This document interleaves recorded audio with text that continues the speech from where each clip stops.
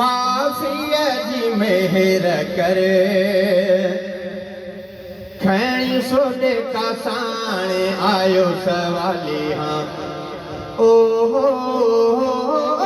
खोड़ खताऊं क्यों खाती हाँ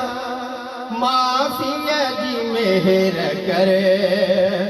खैणी सोडे का साणे आयो सवाली हाँ ओ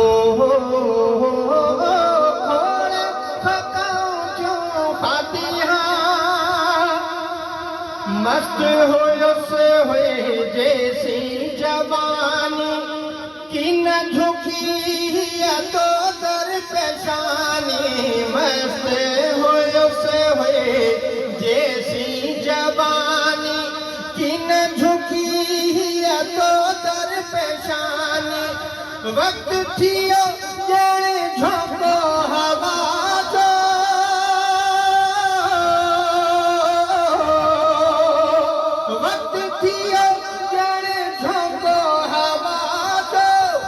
हर कोई पियो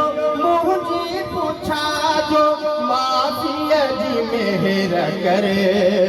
खैणी सोडे का साणे आयो सवाली हाँ ओ खोड़ खताऊं क्यों खाती हाँ माफ़ीअ जी मेहर करे खैणी सोडे का साणे आयो सवाली हाँ ओ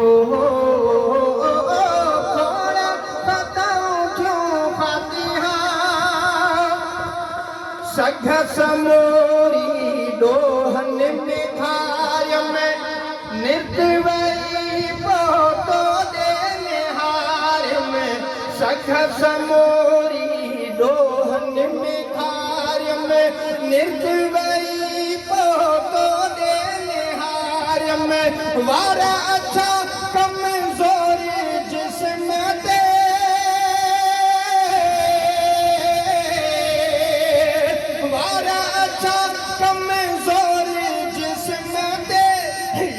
खुदा शल तो के रहम पे माफ़ीअ जी मेहर करे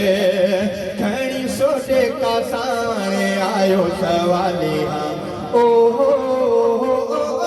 खोड़ खताऊं क्यों खाती हाँ माफ़ीअ जी मेहर करे खैणी सोडे का साणे आयो सवाली हाँ ओ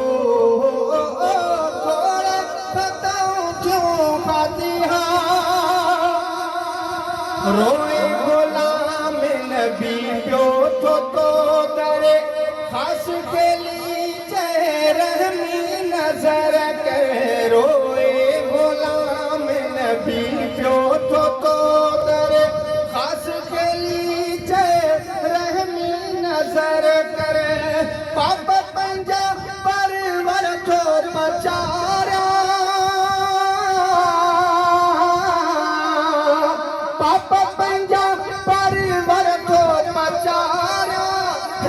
टूटे तो जिए तो मसाया माफ़ीअ जी मेहर करे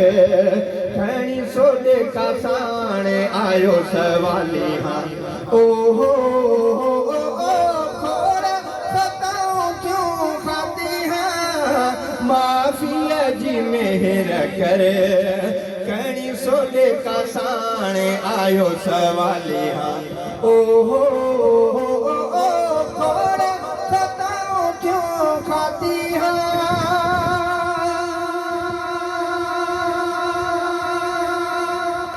सलाह शरीफ पढ़ो सर